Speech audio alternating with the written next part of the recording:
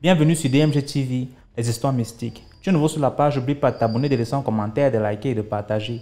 Tu veux nous raconter une histoire, il y a un numéro à l'écran, c'est le plus 237 655 81 90 17.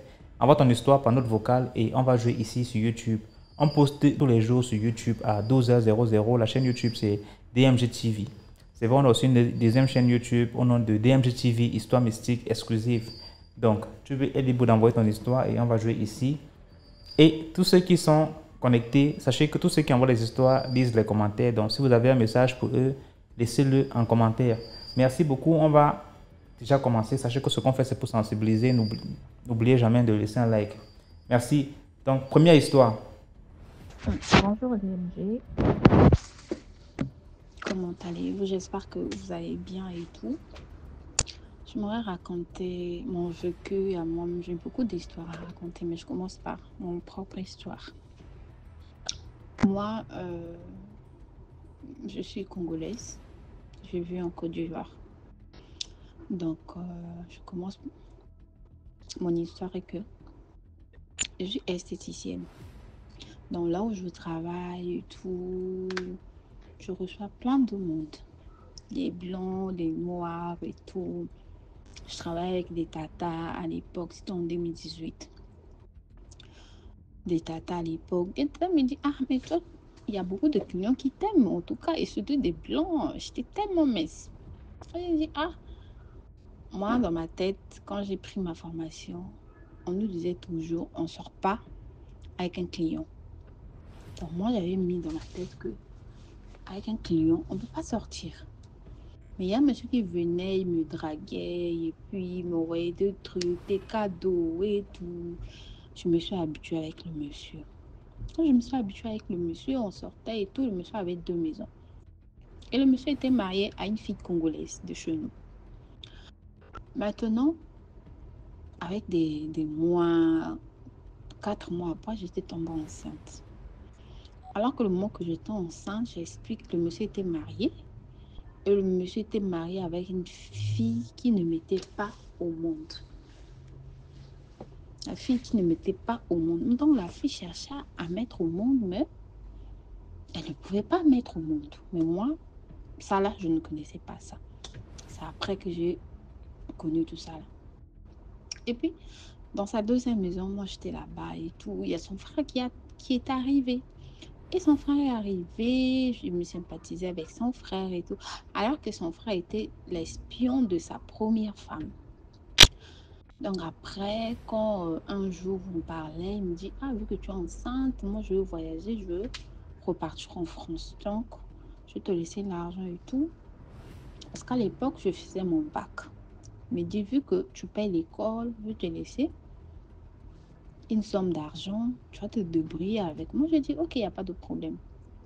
Maintenant, son frère a écouté, son frère est parti dire à sa première femme.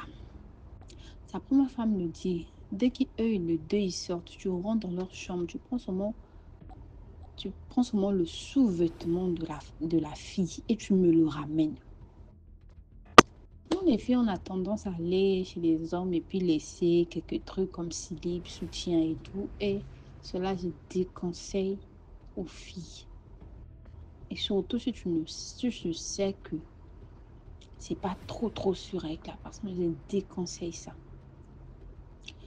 Et son frère est venu, il a pris mon sous-vêtement, il était parti avec. Là, je veux parler de quelque chose. Quand j'étais enceinte, il doutait en fait. Donc, on était parti faire l'échographie. On l'a dit que j'étais vraiment enceinte de 1 mois et demi. Donc, du coup, je suis restée, le monsieur a voyagé, le monsieur m'a laissé l'argent et puis j'étais à la maison, je partais à l'école. Mais ma famille ne connaissait rien de tout ça parce que je partais à l'école. J'étais tellement copine avec ma copine, maintenant sa maman. Je parlais plus à sa maman. Un bon jour, je dis, bon, il me dit, bon, il faut aller faire ton échographie et tout, et puis tu m'envoies des photos. L'MG, je suis partie faire l'échographie. Le docteur me dit que je ne suis plus loin. Je ne suis pas enceinte. Je n'ai jamais été. Moi, j'ai dit, comment ça? Je pense que j'avais mon téléphone, j'ai pris des photos. Moi, j'ai dit, attends. Je suis rentrée dans mon téléphone, je lui ai dit, ah, mais ça, c'est pas l'échographie. Mais oui, mais ça date pas de longtemps. Moi, j'ai dit, oui, je suis enceinte. Il m'a dit, non, ma chérie. On a fait 2 échographies d'MG. Il n'y a rien du tout. Moi, j'ai dit, non, ça ne peut pas se passer comme ça. À l'époque, j'étais une petite fille, en fait. J'avais, si je me rappelle bien, j'avais 21 ans. Moi, j'ai dit, ah, comment ça? Ça, c'est la 2e semaine que mon chéri a voyagé et puis je suis plus enceinte. Comment ça? Je suis sortie de l'hôpital. J'étais étonnée. Et le monsieur, mon chéri, il m'a appelé. Il me dit, je ne veux plus de toi. Je ne veux plus de toi. Donc, avorte. L'argent que je t'ai donné, avorte et tout. Je commençais à pleurer. Je suis venue chez la maman. Je commençais à pleurer. La maman de ma copine m'a dit, ça là, c'est pas des choses bien. C'est des choses mystiques. On va à l'église. Nous, là-bas, on a tendance à avoir des églises qui consultent et tout. Donc, on était parti à l'église. C'était normalement une prière, une séance de prière. On était parti. Mais le pasteur faisait que me regarder. Le pasteur faisait que me regarder. Le pasteur est venu tout près de moi. Il me dit, toi, après le culte, tu viens me voir. Moi, je vais faire court. Toi, après le culte, tu viens me voir. Ah, d'accord. Je suis partie. C'est là où le pasteur m'a dit, ah, toi, tu vis avec un homme marié. Et c'est la femme qui a fait. La femme est partie faire des fétiches. Et en fait, pardon, elle t'a jeté un sort. Donc, dans ce sort-là, ton chéri ne te voit pas. Donc, vu qu'il t'a dit d'avorter, il faut avorter parce que l'enfant n'est plus. Donc, la dame a fait en sorte que l'enfant dans mon ventre puisse partir d'MG. Donc, moi-même, vu que j'étais une petite fille, je me dis, hé Jésus, qu'est-ce que j'ai fait? Après, je suis restée d'MG, la grossesse n'était plus. Après, 4 ans après, je veux faire court, 4 ans après, c'est le monsieur, je sais pas, on s'est croisés dans la rue. Le monsieur me dit, mon chéri, ça va? Comment tu vas? Moi, j'ai dit, ça va. Il me dit, ah, maintenant l'enfant, je veux voir l'enfant et tout. Moi, j'ai dit, ah, quel enfant? Tu m'as dit d'avorter. Le monsieur commençait à me brutaliser dans la rue. Que mon enfant, je veux mon enfant, sinon je vais t'arrêter et tout et tout. J'étais avec mon ex-patron. Mon ex-patron, vu qu'elle aussi, elle voit des choses, elle dit, quand je l'ai expliqué la situation, elle me fait comprendre que non, le monsieur est envoûté. Et puis, toi, on a utilisé le monsieur pour enlever la grossesse. Donc, la grossesse était partie. Je n'ai pas avorté. La grossesse n'est pas sortie comme on a tendance à aller à l'hôpital, on te fait quelque chose, la grossesse sort. Moi, je n'ai jamais vu là où ma grossesse était partie. Donc, c'est comme si quelqu'un a mis sa main dans mon ventre et elle a pris l'enfant d'MG. Merci beaucoup pour l'histoire. Là, on va passer à la deuxième histoire. DMJ, je reviens avec l'histoire encore. Je ne sais pas pourquoi je ne vais pas raconter l'histoire, c'est depuis. Waouh! À l'époque, j'avais ma copine. Tout le monde était en relation, moi-même, sauf elle. Et parmi nous toutes, celle qui était la plus belle, la taille, les formes prononcées comme vous aimez. Je sais qu'est-ce qui n'allait pas avec ma copine. Elle avait déjà 2 enfants. Tous on était early 20. Elle avait déjà 2 enfants, les 2 enfants de 2 pères différents. Et ça me gênait le fait qu'est-ce qu'elle ne va pas avoir engagé? Elle avait tout ce que, là, que le corps, la préparation, la propriété, tout ça vraiment active là. Je dirais que. Donc ça me gênait un peu. Quand on bavardait, même on parlait de ça, mais qu'est-ce qui ne va pas avec celle? C'est que tout le monde est déjà établi, sauf elle. Là où moi j'étais dans ma relation à des centaines de kilomètres là-bas, voilà monsieur qui m'approche. Il était de chez nous, mais on s'est rencontrés dans une autre zone du camp. Il me dit que il va aller déjà s'installer au village. Il était jeune, il est 20. Il me dit, est-ce que je connais une personne? Il est en train de chercher une femme. J'ai dit, waouh, j'ai. Et après, je lui dis, est-ce que ça ne te gêne pas d'avoir une femme qui a déjà les enfants? Il me dit, non, ça ne me gêne pas du tout. Ça ne pas du tout. Je lui ai dit, voilà, j'en ai. J'ai écrit une lettre. Je lui ai dit, quand tu vas aller au village, tu descends chez nous, c'est à 15 km de son village, du monsieur. Et tu vas te présenter, tu vas donner la lettre à cette personne. Tu demandes, tout le monde la connaît. Parce que notre village, c'est un petit village.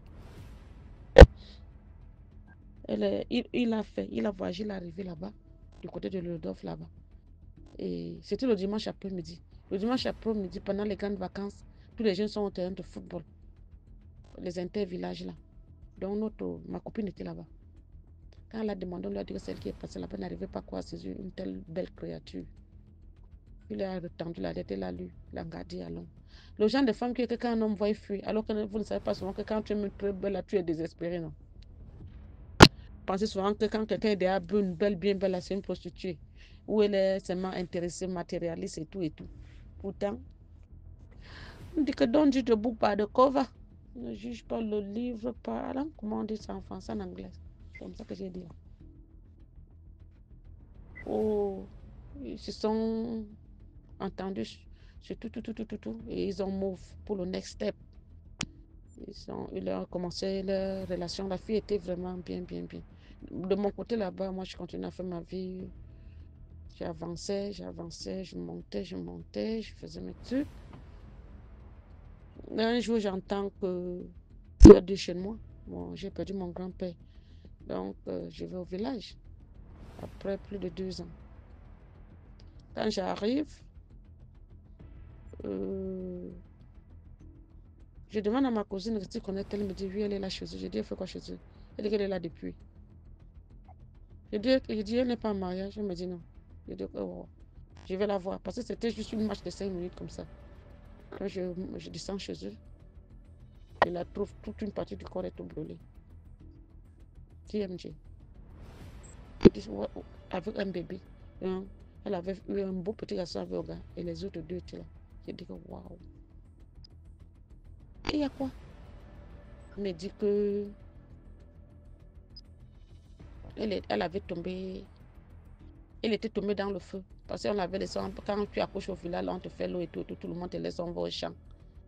Et dans la journée, pendant qu'elle était seule, l'épilepsie l'a attrapée, elle est tombée dans le feu. Mais je lui ai posé la question que quand tu étais ma copine là, je t'avais jamais vu tomber l'épilepsie.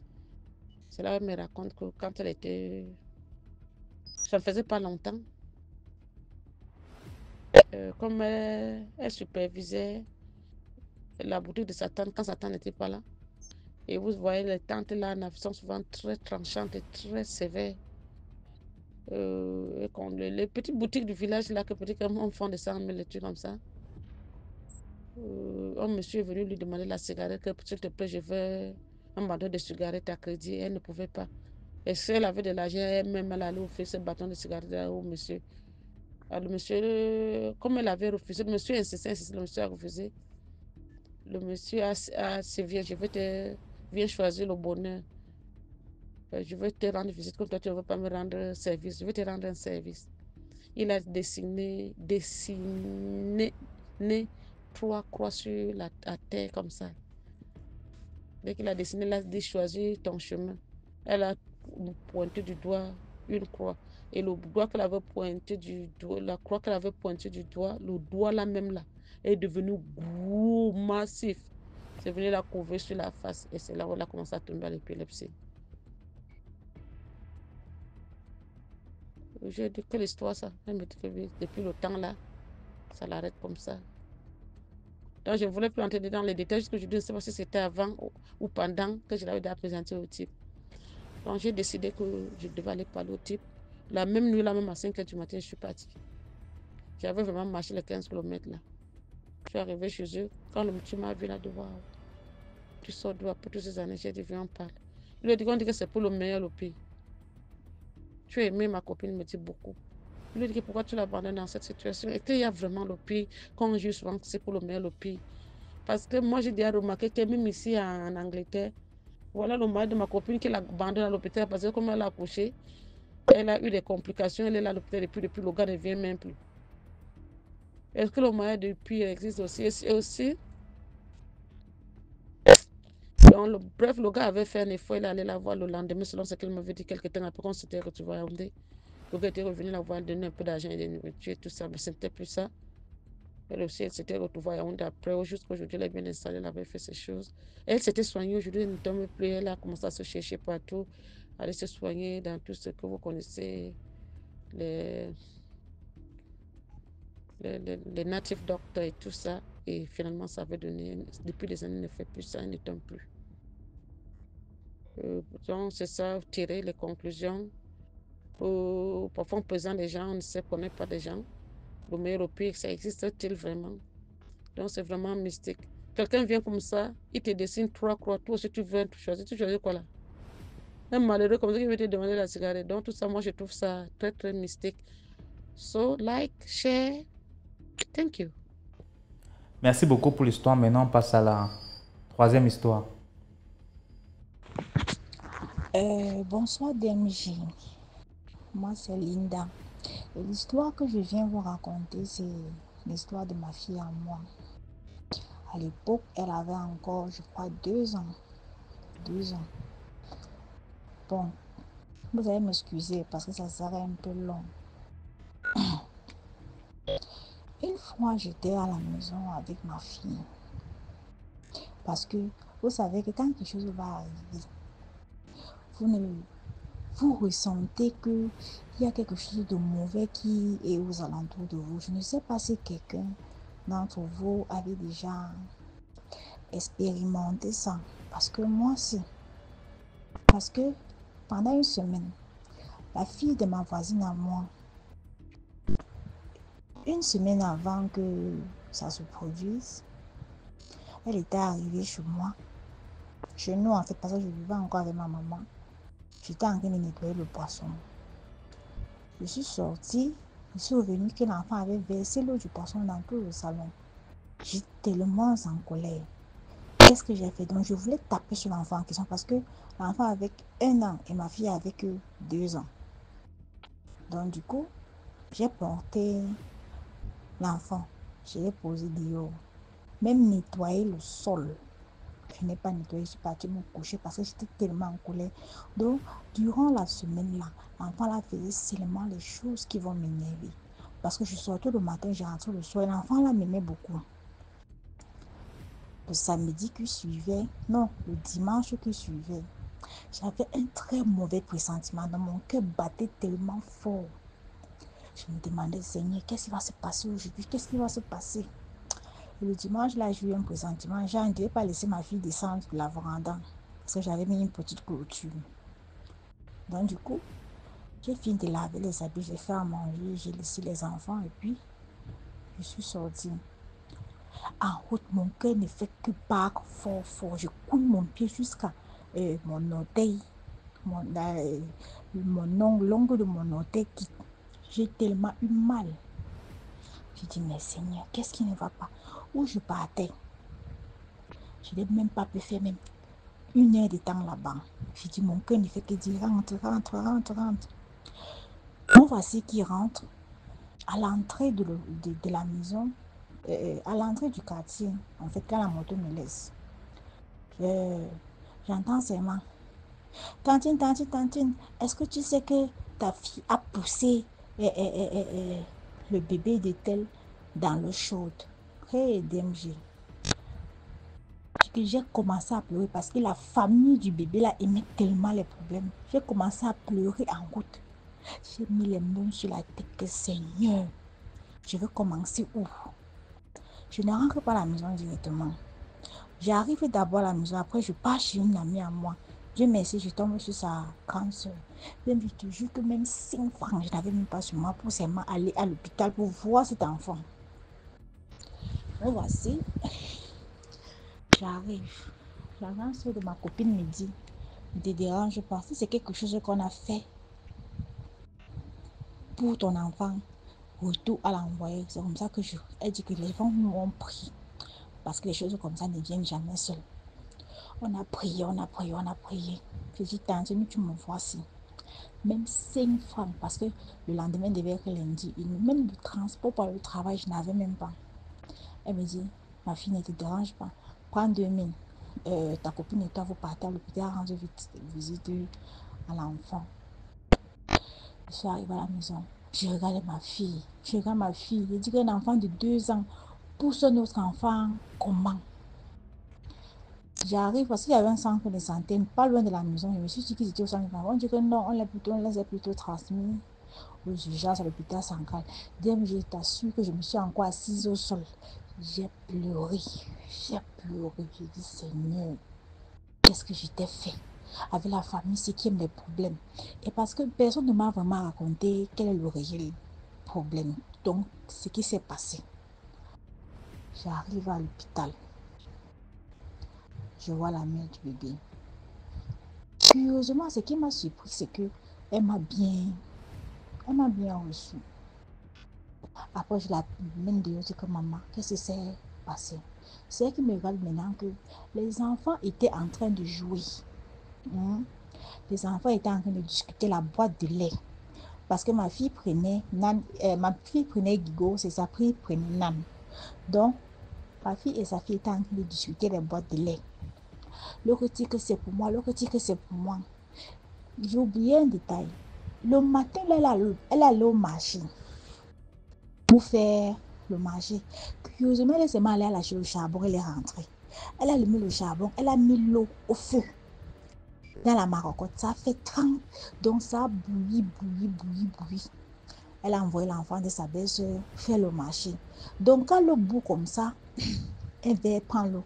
Elle fait ça le seau de 15 litres. Il faut des seaux larges de 15 litres. Les autres d'avant là, 15 litres. Donc elle a posé sur la cour où les enfants étaient en train de jouer. Donc du coup, ma fille tire de son côté, c'est pour moi. Sa fille tire de l'autre côté. Donc quand sa fille a parlé, donc ma fille a laissé. De toute façon, elle tirait donc avec la force. C'est comme ça que sa fille est tombée dans l'eau chaude avec ses fesses. On a dit que la brûlure était en 3e degré. Elle m'a dit que ce n'est pas ma fille qui a poussé la sienne dans l'eau chaude. J'ai dit, Seigneur, Dieu est grand.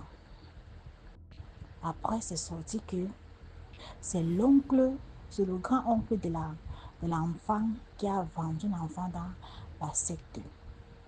Je tenais donc à dire que quelque chose peut nous arriver. Vous voyez un peu. Donc, c'est comme si la mort de l'enfant là voulait s'en venir de chez moi. Après ça, 2 semaines, le jour que les médecins ont dit, donc prenons que nous sommes dimanche aujourd'hui, les médecins disaient que demain l'enfant va sortir de l'hôpital.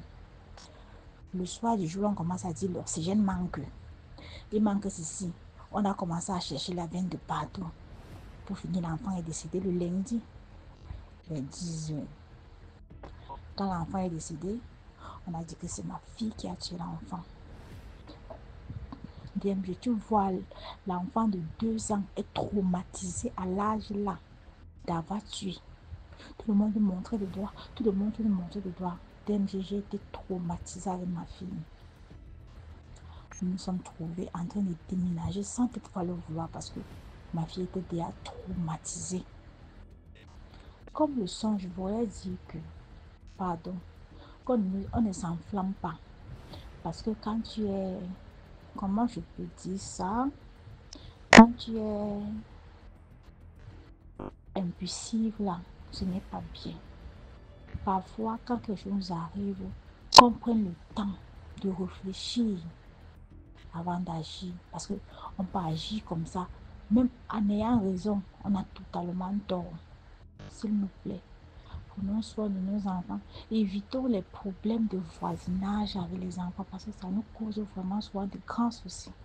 Donc depuis ce jour, pour que mon enfant joue avec l'enfant de la voisine, c'est devenu très difficile. Je dis très difficile. Donc quand il voit mon enfant s'approcher, jouer trop avec l'enfant du voisin là, mon cœur commence à battre. Sinon, soyons vigilants. Bonne soirée à vous. Merci beaucoup pour l'histoire. Maintenant, on passe à la 4e histoire. Bonsoir, bonsoir. J'espère que vous vous portez bien. Bonsoir DMG. Ça fait longtemps, hein? Bonsoir la famille DMG. Bonsoir à tous. J'espère que vous portez bien. Nous sommes le 30 mars 2025. Alors, je vais vous raconter une histoire. Une histoire qui m'a été racontée par une de mes clientes. Alors, nous allons appeler ma cliente Anastasie. Anastasie a une fille, a une fille que l'on va appeler Maëva. Et Maëva va à une école primaire. Et dans cette école primaire, Maëva est une jeune fille de 9 ans. Et dans sa bande d'amis, vous voyez un peu, il y a une là qui gigue un peu là, qu'on va appeler Donna.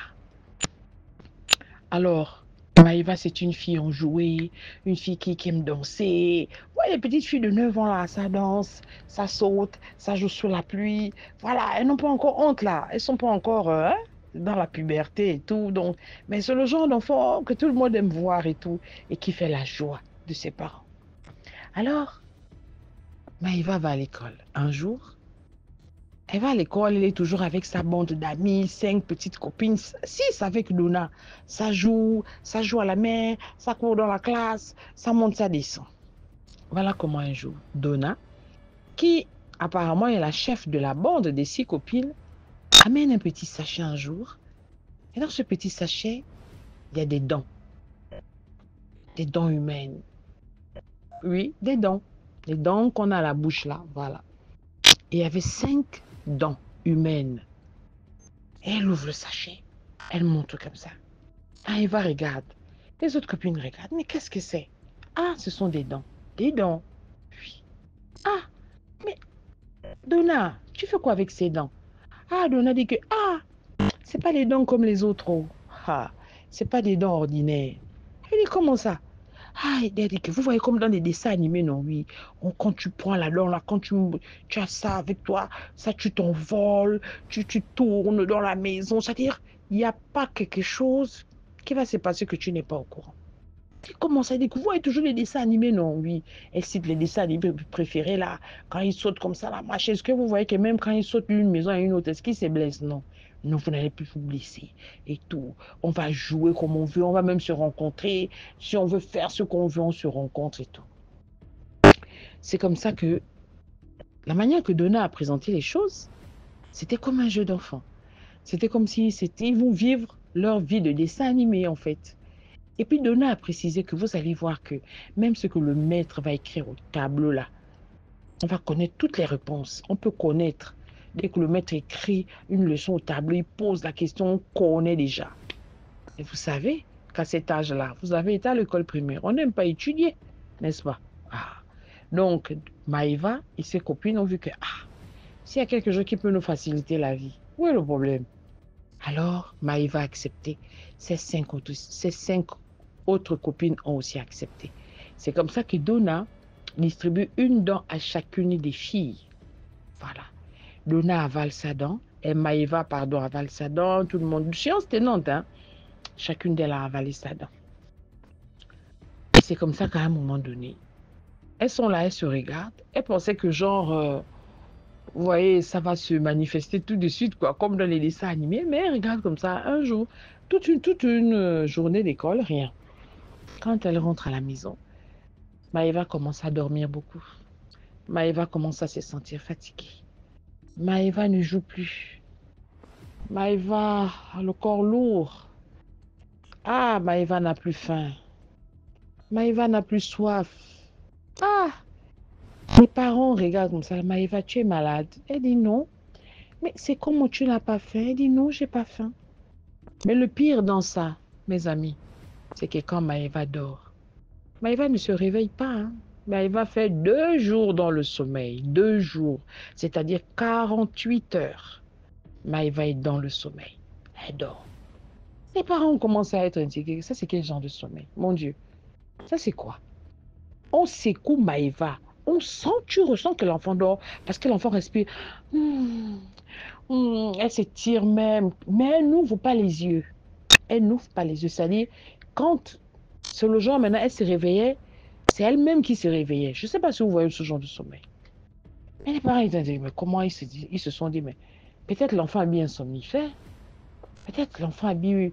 Il y a souvent un genre de médicament là, comment on appelle ça? Les médicaments qui donnent l'appétit.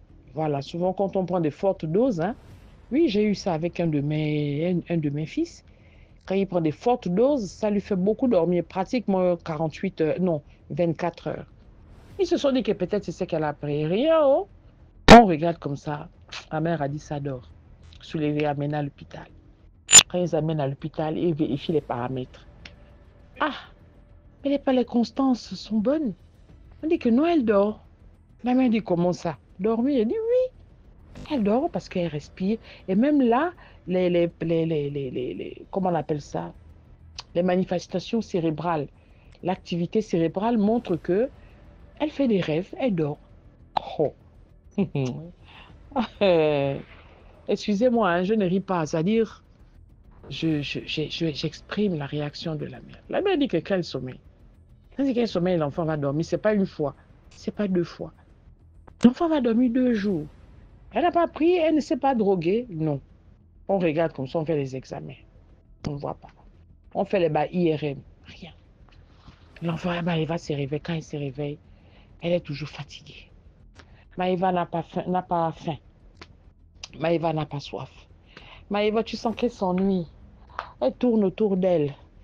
Ah, Maïva est dépassée. Maïva, c'est comment? Maïva dit que maman, j'ai mal au ventre. On dit que tu as mal au ventre, va aux toilettes. Elle va aux toilettes et dit rien ne sort. Tu as vu de faire la diarrhée? Oui, mais quand elle va, rien ne sort. Elle tourne, elle tourne. Ah, ils repartent encore à l'hôpital. Ah, peut-être que, comme c'est là, l'âge de 9 ans, c'est l'âge de TikTok, elle voit des choses, les âges de porno et tout. Peut-être que vous comprenez. Voilà comment. Ils repartent voir maintenant le gynécologue. Ah, papa, regarde un peu là-bas. Hein. Et peut-être qu'il y a le gynécologue regarde, dit que non, elle est encore petite, vraiment petite. C'est bon, tout est fermé. Il dit que, mais le mal de ventre là, il regarde un peu, ils ont fait le toucher, machin, rien. Oh. Maëva dit qu'elle n'arrive pas à aller aux toilettes. Parfois, elle va aux toilettes, elle fait pipi, mais elle a mal au ventre. Comment ça mal au ventre? Ça tourne, ça tourne, ça tourne. On a fait le IRMO, rien. On fait les battues cardiologues ou cardiologie, rien. Les ECG de cardiologie, rien. On a fait un bilan à Maïva. On a même fait le sida, on a tout fait parce qu'on s'est dit, bon, il ne faut pas qu'on nous dise parce qu'on n'a pas fait tout, on a l'argent. Mes amis, rien. Hein?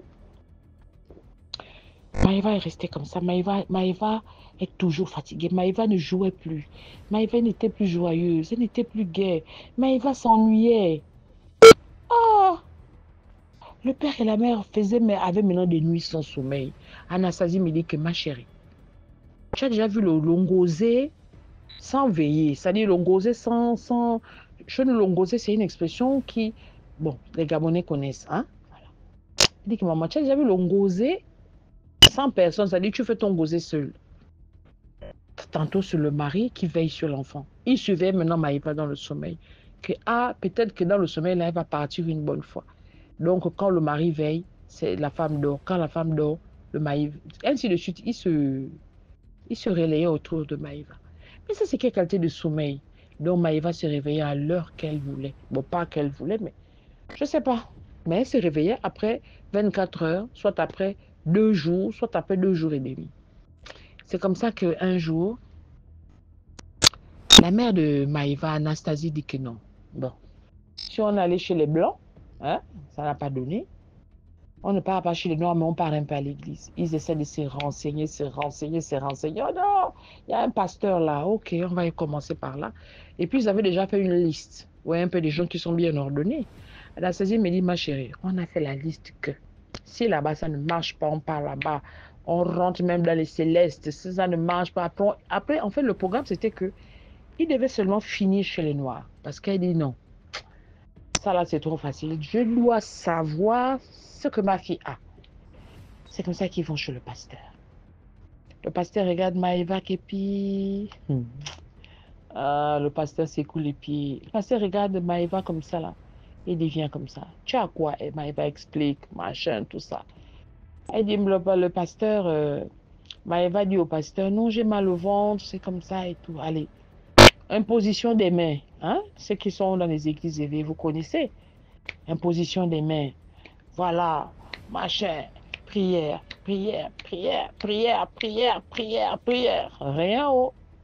Maëva s'enroule ce matin. Elle s'enroule. Elle se déroule.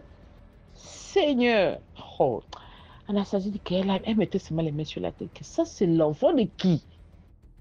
Oh. La première séance. Allez, retournez à la maison, ils vont dormir. Le pasteur donne encore rendez-vous. Revenez. Oh.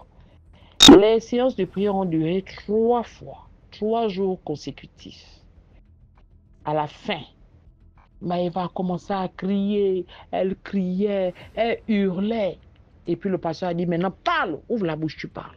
Parce que tu sais, tu as fait quelque chose. La mère dit que, là, le pasteur a dit, pardon, Cindy, reste calme, hein? Vous êtes venu, je ne suis pas venu vous chercher, hein? Ok, vous êtes venu me trouver, donc on se calme. Elle a fait quelque chose, elle va seulement que parler aujourd'hui, c'est l'heure qu'elle va parler. Maëva tourne, ça tourne, ça tourne, ça tourne, ça tourne. C'était difficile que Maëva parle. Mais à un moment là, elle a crié. Quand elle a hurlé, boum, la voix est sortie. C'est comme si on l'empêchait de parler en fait. Après, quand elle a ouvert la bouche, elle a commencé à parler, parler. La mère est restée que la main sur la bouche que oh. Elle parle de quoi en fait? La mère dit, c'est mon enfant ou c'est l'enfant de l'autre? Elle raconte maintenant. Maëva dit, elle raconte comment Donna les a donné les dents. Comment ça a commencé? Effectivement, ce que Donna avait dit, Maëva dit qu'effectivement, quand elle dort pendant 2 jours là, elle voyage.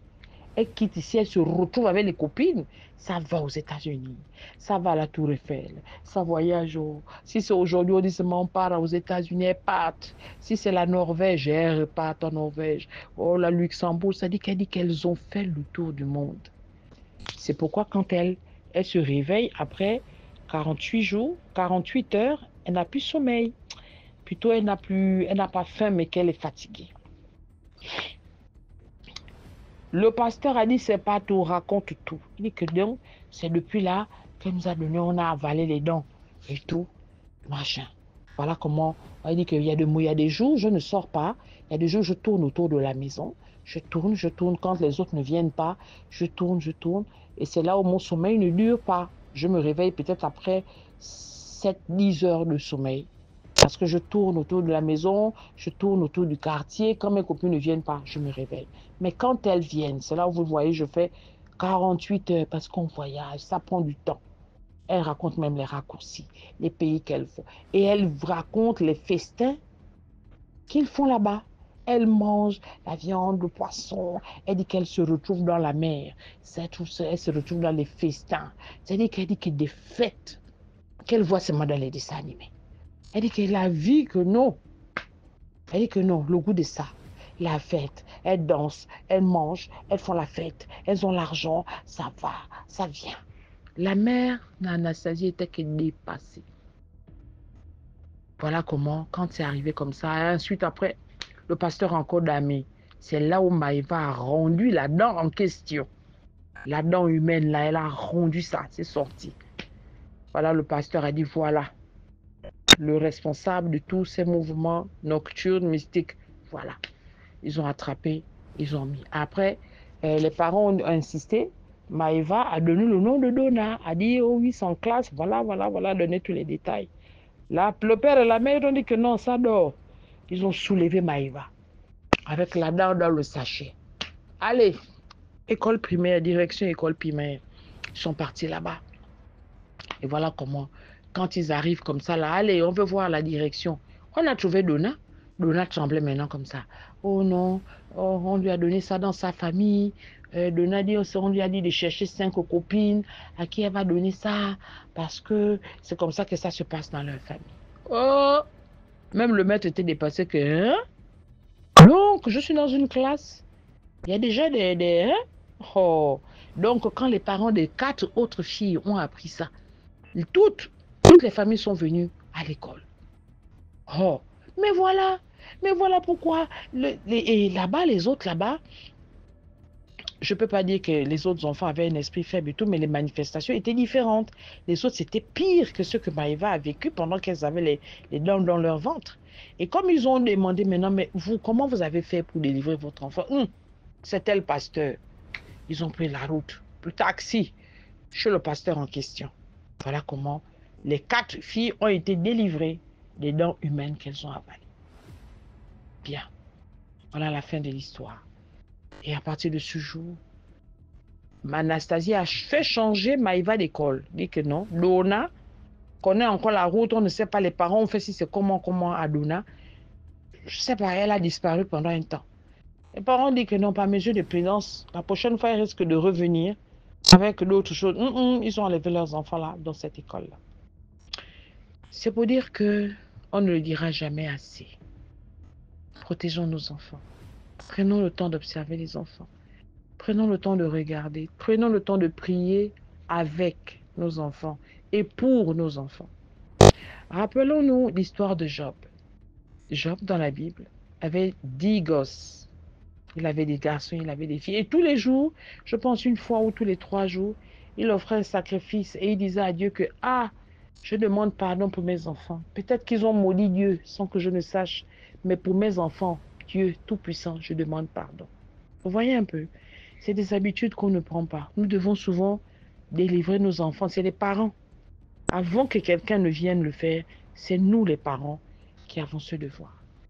Donc, excusez-moi de la longueur, mais sachez que c'était une histoire que je tenais à vous raconter parce qu'elle est très pertinente pour les enfants et c'est des activités mystiques qui commencent très tôt à l'école primaire.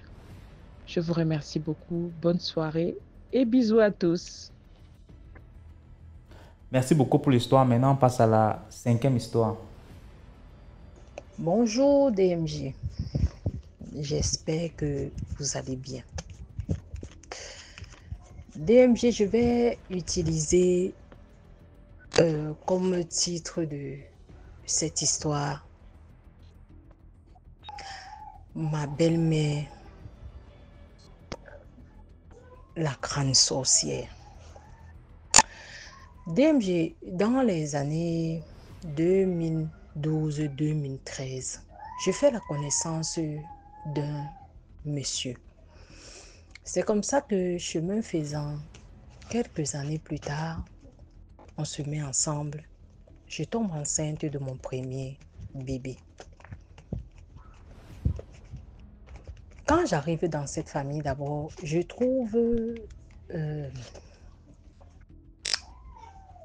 la belle-fille, la première belle-fille et son mari qui sont en très mauvais termes avec la belle-mère, à un point où ça fait des années qu'ils ne se parlent pas. Comme quoi le fils et la fille disent que la maman est une grande sorcière. Bon, je me dis, je n'en ai rien à foutre. Moi, je viens d'arriver, je ne vais pas me mêler des problèmes des gens. Et puis, je reste, je garde le bon contact avec la maman et tout. Je tombe donc enceinte quelques années plus tard. Quand, à la veille de mon accouchement, quand je dis à la veille, une à 2 semaines avant l'accouchement, ma belle-mère appelle, elle appelle tout le temps. Elle n'a pas encore accouché, elle n'a pas encore accouché. Son fils dit non, elle n'a pas encore accouché. Moi-même, elle m'appelle, tu n'as pas encore accouché. Je dis non, pas encore et tout. Quand j'arrive pour accoucher, quand j'arrive à l'hôpital, tout est OK, mais l'enfant ne sort pas. Le médecin même est un peu dépassé. Il dit OK, dans ce cas, césarienne, on me fait l'anesthésie générale. Bon, cette fois-là, avec la grâce de Dieu, mon enfant et moi, on s'en sort sain et sauf. Jusque-là, je reste naïve sur le plan spirituel. En passant, ma belle-mère ne met pas pied, elle qui appelait, qui mettait la pression à la veille. Je reste tranquille. Quelques années après, on reste en contact et tout. Quelques années plus tard, je tombe enceinte de mon deuxième bébé. En passant, d'abord, le premier a fait près de 3 ans de maladie. J'explique. Il était tout le temps malade. Chaque mois, on était à l'hôpital. On ne pouvait acheter ni cuillère, ni fourchette. Tout l'argent partait à l'hôpital. Il était tout le temps malade et tout. Et je reste toujours naïve sur le plan spirituel. Et j'étais du genre, je restais à la maison, on m'appelait à l'école, viens prendre ton enfant tout le temps. C'était le même refrain. Jusqu'à ce qu'un jour, ma maman me dit, ouais, cet enfant, c'est comment? J'avais perdu même l'envie de faire un deuxième ou un troisième. C'est comme ça que les gens me disent alors, non, il faut sortir avec ton enfant là, tout le temps tu es hospitalisé ici et tout. C'est comme ça que je vais quelque part. On me dit, mon enfant n'est pas sorcier, on le dérange.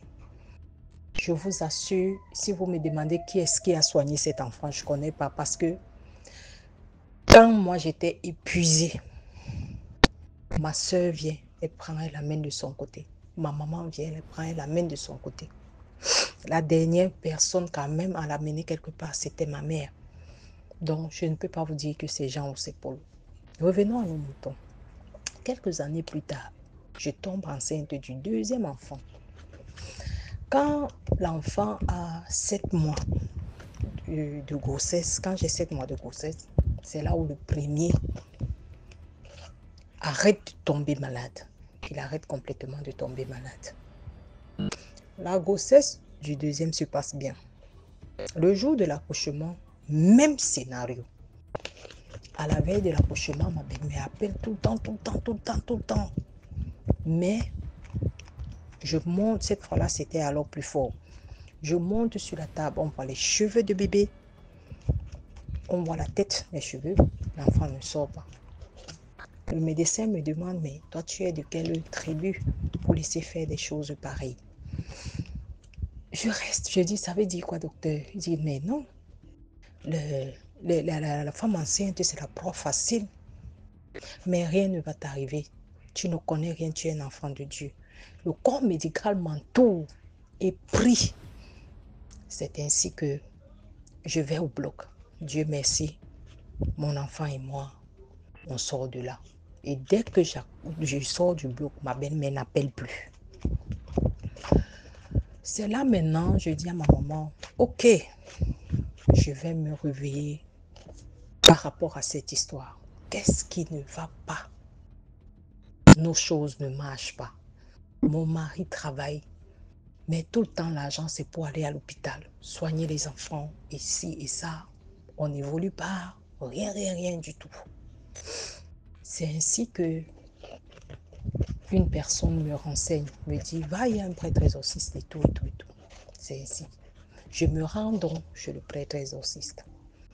Je vous assure, à peine j'entre dans son bureau, il me regarde, il me dit, ouais, ma fille, si tu ne priais pas Dieu, tu ne serais plus de ce monde. Ta belle-mère a essayé de te tuer par 2 fois sur la table d'accouchement. Toi et tes enfants, ça n'a pas marché. Maintenant, là où tu es, elle a fait une pratique du genre, tu meurs à petit feu. Et elle attend seulement que tu décèdes de mort subite. Je fonds en larmes. Je dis, mais père, c'est encore quelle histoire? Il dit, oui, comme je te dis. Je dis, père, si tu peux m'aider, fais-le. C'est ainsi que il travaille en fait. Il travaille. Et maintenant, ma belle-mère qui n'est pas venue quand j'ai accouché mon deuxième enfant, quand l'enfant a eu 1 an et demi, elle m'envoie les nouvelles via sa fille qu'elle va arriver chez moi.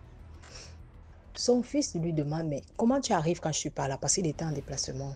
Non, patiente quand je vais venir et tout. Il dit que non, que tu sois là ou pas, ça ne me dérange pas. Je vais juste rendre visite à mes petits-enfants et à ta femme. Je dis, je dis seulement dans mon cœur, peut-être elle a changé et tout. Elle débarque chez moi, je fais à manger, elle mange et tout. Sachant son identité, qui elle est déjà, parce que jusque-là, j'étais encore un peu perplexe, je doutais un peu. Mais j'ai quand même brûlé les encens. À la veille, j'ai tout fait, j'ai essayé de sanctifier la maison. Quand elle part de chez moi ce jour, elle arrive en route, elle se fait cogner par une moto. On m'appelle pour me le dire. Et moi, j'ai les enfants à la maison. Il se fait tard. J'ai dit, ok, demain donc, je vais venir. Comme c'était pas trop grave, elle a passé la nuit là et le lendemain, elle est rentrée. Le lendemain, je me rends chez sa fille. Je la trouve là-bas, je dis que ouais, qu'est-ce qui s'est passé et tout. C'est ainsi que pendant qu'on est chez sa fille, je me retourne subitement, je me rends compte qu'elle a léché le front de mon garçon. Je prends ça mal en fait, mais je fais comme si de rien n'était. Je prends l'enfant, je rentre avec l'enfant. J'appelle son fils, je lui dis, mais est-ce que chez vous, lécher le front d'un enfant, c'est normal ça? Il me dit, non, moi je n'ai jamais vu ça. En tout cas, moi je ne sais pas. Je vais chez le curé de la paroisse, je lui pose le problème. Le curé prie sur l'enfant. Il dit, si elle avait craché sur l'enfant, je sais qu'on donne les bénédictions par là. Mais lécher le front de l'enfant, dans le monde spirituel, c'est un python. C'est un python et c'est pas bien du tout. Quand il me dit c'est pas bien, je suis prise de panique. Je rentre quand même. Je brûle mes encens, je fais tout. J'appelle donc le prêtre exorciste qui m'avait aidé pour la première fois. Non, je n'appelle même pas. Je vais laisser, je programme un voyage comme ça sur un coup de tête. Je vais laisser l'enfant chez ma soeur. Je prends la route parce que le prêtre exorciste n'est pas dans la même ville que moi. Je vais là-bas avec la photo de l'enfant parce qu'il travaille aussi sur les photos. Quand j'arrive là-bas, Jean dans son bureau me dit, ouais ma fille, si tu n'étais pas éveillée, c'est que dans quelques jours tu devais pleurer. Je dis, comment ça peut? Que oui, ta belle-mère est venue manger ton enfant. Je dis qu'effectivement, c'est pour ça que je viens. Elle est venue lécher le front de mon enfant et tout. Je dis que oui, elle est venue manger. Elle est dans la réunion de la cotisation, des cotisations humaines au village. Donc, tu manges ma part, je mange ta part. Elle doit cotiser, c'est pour ça qu'elle est venue chez toi. Comme elle te déteste. Comme elle déteste aussi tout le reste des autres belles filles et tout. Je suis dépassée par les événements. C'est ainsi qu'il me dit, je vais te prouver que c'est elle qui fait tout le mauvais travail. C'est ainsi que quand il commence donc à travailler, le premier jour, ma belle-mère m'appelle 18 fois. Le deuxième jour, elle m'appelle 20 fois et le troisième jour, elle m'appelle 22 fois. Il me dit, ne prends pas quand je vais sceller tout. Quand elle va t'appeler, prends le téléphone. Il finit de travailler. Je retourne chez moi. Je vous assure, depuis ce jour-là jusqu'aujourd'hui, je n'ai plus jamais eu le courage d'appeler cette maman ou de prendre ses appels. Je l'ai bloquée. J'étais remontée. Je me dis, waouh, les petits-enfants qui font la joie des grands-parents. Mais pour elle, elle trouve bien qu'il faut que mes enfants et moi quittions ce monde pour que son fils vive comment. C'est là où je commence à comprendre pourquoi ma première belle épouse et son mari, qui est le propre fils de cette maman, n'adresse pas la parole à sa propre mère. Ma belle-sœur, ma co-épouse, ne parle pas à sa belle-mère depuis des années. Et la bombe qui avait éclaté comme quoi, ma belle-mère, c'est une sorcière. C'est une vraie information. Je prends les choses au sérieux. J'explique tout à mon mari. Il me dit, je vais vérifier cette histoire. Il était allé vérifier, mais il ne m'a jamais ramené les résultats. J'ai compris que il a eu des informations qui l'ont vraiment blessé. Quelques années plus tard, je reste. J'ai une petite robe avec laquelle je fais tous les travaux quand je suis à la maison. J'aime bien la porter quand je suis en train de faire le ménage et autre chose. J'enlève l'habit, j'accroche. Le soir, je prends mon bain, je me couche. Le matin, je ne retrouve pas l'habit à l'endroit. Je suis juste avec mes petits bébés qui n'arrivent même pas à ce niveau-là. Leur papa n'est pas là. Je dis, mais mon habit était ici, l'habit est où? Je laisse la première journée passer. Deuxième journée, je dis, mais mon habit qui était ici a disparu. Comment? Je me souviens, j'ai déposé tout. C'est comme ça, quand le papa arrive, je dis, mais j'ai un problème. Mon habit comme ça, leur papa me dit, oh, il faut laisser tomber, machin, tu as tellement de vêtements. Je dis, non, le problème n'est pas à ce niveau. J'insiste. C'est comme ça que j'entame mes prières. J'entame mes prières. J'appelle mon père spirituel, prêtre exorciste en question, je lui dis, j'ai un habit comme ça et tout et tout. Il me dit, rappelle-moi. Après, c'est pas moi qui le rappelle, c'est lui qui me rappelle. Il me dit, ton habit a été pris mystiquement. On a travaillé dessus et maintenant, ils n'attendent que les résultats. Je demande au père, mais qui est-ce? Il me dit, qui est-ce comment? C'est ta belle-mère. J'appelle ma mère, je lui explique. Ma mère me dit non, attends, on va aller aussi ailleurs. On va ailleurs, je vous assure le même récit. On est allé sur 4 places, je vous assure le même récit. J'étais choquée, blessée, donc je ne savais même plus où mettre la tête. Et celui chez qui je suis partie avec ma mère m'a dit, elle est assise sur les finances, elle est assise sur vos projets. Elle voudrait que toi, son fils et ses petits-enfants souffriez le martyre. Je dis effectivement, tout ce qu'on fait ne marche pas. Tout ce qu'on met sur pied, je vous assure, rien ne marche. C'est ainsi que le type dit, ok, on va travailler. Je vous assure, on a travaillé de tous les côtés. Et ils m'ont dit, tous m'ont dit, ta tenue va revenir parce qu'ils vont recevoir un choc retour.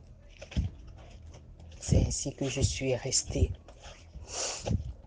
Ils ont travaillé sur moi, mes enfants et mon homme, puisque lui-même, chose terrible, est combattu par sa propre maman.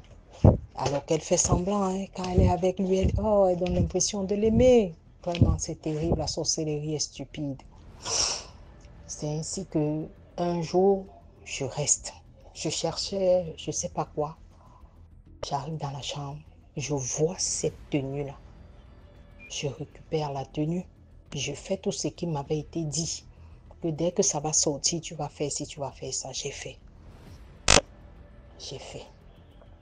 Je suis restée tranquille. Elle appelle son fils, elle demande à son fils de me demander de l'appeler.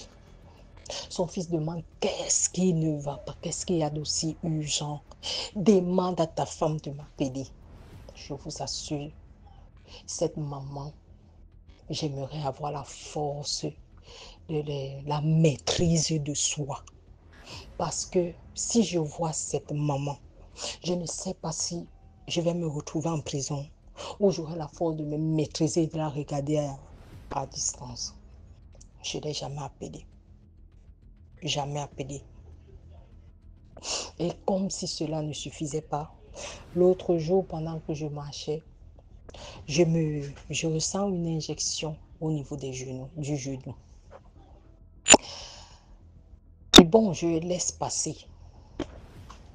C'est mon père qui m'appelle, mon père spirituel qui me dit, ta belle-mère, je sens qu'elle veut m'entendre passer. Je dis pourquoi? Et que oui, elle essaye de te lancer quelque chose parce qu'elle est en mauvaise posture. Dieu merci, ce n'est pas entré parce qu'on t'a préparé. Je vous assure, je suis tellement choquée par cette femme-là que je ne sais pas. DMG, c'est alors ça, mon histoire. C'est ça, mon histoire. J'aimerais interpeller les filles comme les garçons. Quand vous entrez dans une famille, franchement, il faut checker l'identité spirituelle de chaque membre de cette famille. J'ai été naïve. J'ai eu la chance, Dieu m'a protégée. Il a protégé ma vie, il a protégé la vie de mes enfants. Mais est-ce que tout le monde aura cette chance? Ce n'est pas parce que la personne rit avec toi. Ce n'est pas parce que la personne fait semblant d'être sympa avec toi qu'elle ne pourra pas te tuer. Oublie. Ma belle-mère est une sorcière d'une autre dimension. C'est ça la leçon à retenir. Merci. Merci beaucoup pour l'histoire. Maintenant, on passe à la 6e histoire.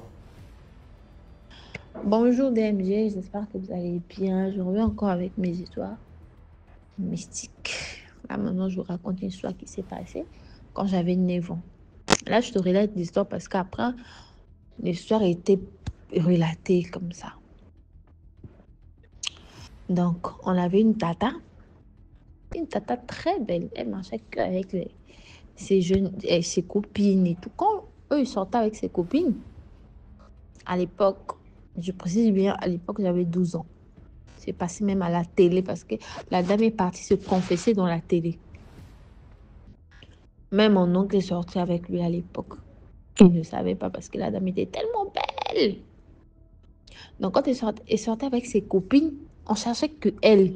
Donc, ça commençait maintenant à déranger ses copines DMG. Donc, s'il dit à ses copines, on sort avec copines, non, non, non, on va pas sortir. Si on sort avec toi, on cherche seulement toi. Désolée. Et puis, on ne nous cherche pas. Donc, on est fatigué de sortir avec toi.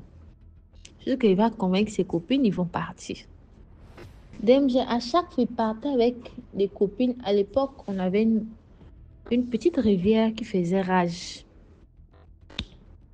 Donc, je ne vais pas dire le nom, sinon il y a certains qui peuvent reconnaître. Donc, ça s'est passé à Brazza. Donc, il y avait une petite rivière. Donc, c'était tellement... Donc, tout le monde partait là-bas. Si tu ne pars pas là-bas, c'est que tu n'es pas une jeune fille, c'est que tu n'es pas une jeune garçon. Donc, tout le monde partait là-bas. Alors que elle, quand elle partait là-bas, elles sont trois. Donc, dans trois, là, il y a une, elle doit sacrifier. Et à chaque fois, quand elle partait, ses copines mouraient comme ça. Quand ils rentrent comme ça. Quand ils se lavent, elle rentre avec la copine. Non, il faut venir ici. Et puis, il laisse la copine va et puis l'eau l'emmène. À chaque fois, il était comme ça. À chaque fois, il était comme ça. À chaque fois, il était comme ça. DMG, jusqu'où le copine commençait à le fuir. Non, tant qu'on sort avec toi, c'est toujours il y a des accidents et tout. Non, on ne veut pas. Après, il y avait une fille qui était arrivée et puis elle était partie dans une boîte de nuit. Elle s'est côtoyée avec la fille. La fille a dit, ah, tu es belle et tout. Tu peux être ma copine et tout. La fille aussi a dit oui. Alors que la fille, c'était un enfant d'un ministre très connu dans notre pays. Je vais taire le nom. Très connu. Donc, du coup, DMG, elle a côtoyé avec la fille pendant 5 mois. 6e mois, elle dit à la fille, non, on va aller se laver. La fille a dit, oui, moi aussi, j'aime me laver et tout. DMG, elle est partie avec la fille, elle a sacrifié l'enfant de trop. Dès que la fille est morte, DMG, on a dit, l'enfant d'un tel est mort. Le ministre s'est fâché, DMG. Le ministre commençait à chercher la fille. La fille a fui le pays. La tata avait fui le pays. Elle est partie dans une autre ville. 6 mois après, on voit dans la télé, c'est elle qui parle. Elle commençait à parler. Oh, moi, je suis venue me confesser et demander pardon à des familles qui ont perdu leur enfant. En tout cas, je suis désolée. Moi, j'étais la reine des eaux. Donc, la reine des eaux, là, donc, on me donnait la beauté. Donc, dans ma beauté, là, je dois tout le temps sacrifier mes copines que je marche. Dans tout cas, je vais dire aux filles, si tu as une copine qui insiste d'aller quelque part, ma chérie, il ne faut pas partir. Pour dire qu'il y a quelque chose qui est dedans, il ne faut pas partir. Donc, du coup, je continue mon histoire. La dame commençait à dire non, quand je partais avec les copines, donc chaque mois, elle était censée sacrifier une fille. Donc, dans une année, elle a sacrifié beaucoup de filles. Au lieu de sacrifier même l'enfant d'un tel, je suis désolée. Alors que DMG, quand elle a sacrifié l'enfant du monsieur, là, très connu ministre, là, alors que je sais que les ministres ne sont pas comme ça. Donc, maintenant, c'est le ministre qui est parti se réclamer, alors que eux, là-bas, ils ont des mondes, DMG. Ils ont des mondes. Donc, tel que monde A est parti manger l'enfant de monde B. Donc, ça se fait pas. Ça se fait pas. Donc, ça se fait pas. Donc, quand tu as A, tu ne peux pas aller dans B. Donc, là-bas, c'est comme ça. Donc, le ministre est parti se réclamer. Le ministre a vu son enfant dans l'eau. Et puis, le ministre a demandé pourquoi mon enfant... Qu'est-ce que mon enfant fait ici? Après, on l'a expliqué que non, ton enfant, quelqu'un l'a tué. Et puis, on lui montre les films. Le ministre a dit non, on doit tuer la fille. On doit tuer la fille. Et puis leur, je sais pas, patron ou chef a dit, bon, on ne peut pas tuer la fille, mais qu'est-ce qu'on peut faire? On va punir la fille. Donc, dans cela, ils ont puni la fille. Dans la fille, maintenant, il ne se sentait pas bien et tout. Donc, il y avait maintenant des choses qui se passaient. Parfois, il dort comme ça, on le tronque. Donc, elle ne pouvait plus, elle est partie confesser à l'église. Donc, elle est partie confesser à l'église d'MG. C'est là où l'église lui dit, donc, tu vas confesser, tu vas aller à la télé pour confesser. Et puis, elle était partie à la télé, commençait à dire, j'ai ça que fait un tel, j'ai ça que fait un tel. Quand je sortais avec les filles, on changeait que moi, parce que moi, j'étais la plus belle. J'étais comme ça. Dans le monde, là, on a deux mondes. On a demandé comment vous transformer. Elle commençait à expliquer nos depuis là, quand ça se croise, dès que ça se croise comme ça, là, et puis là, ça devient poisson, et puis on tourne, on se transforme en poisson. Même j'ai commencé à expliquer. Tout le monde a eu peur. Mon oncle a dit, wow, je suis sortie avec la fille. Il dit, quand je sors avec les garçons, je prends toutes vos chances. Comme mon oncle a écouté, mon oncle est parti dormir à l'église pendant une semaine d'MG. C'est pour ça que j'ai dit aux filles, quand vous avez vos copines, la morale à tirer dans cette histoire, quand vous avez vos copines, que copines insistent d'aller faire quelque chose, ma chérie, tu es assez mature pour dire non. Parce qu'il y a des copines là, et c'est qu'ils t'emmènent quelque part pour aller te sacrifier. Donc, il faut faire attention. Donc, c'est un peu mon histoire d'MG. Bon, merci, bisous. Merci. Voilà, c'était tout pour aujourd'hui. J'espère que vous avez aimé la vidéo. Connectez-vous sur la deuxième chaîne YouTube à 15h00 pour une nouvelle histoire. Merci, portez-vous bien, passez une très bonne soirée. Voilà, ciao. À demain à 12h pour une nouvelle vidéo des histoires mystiques.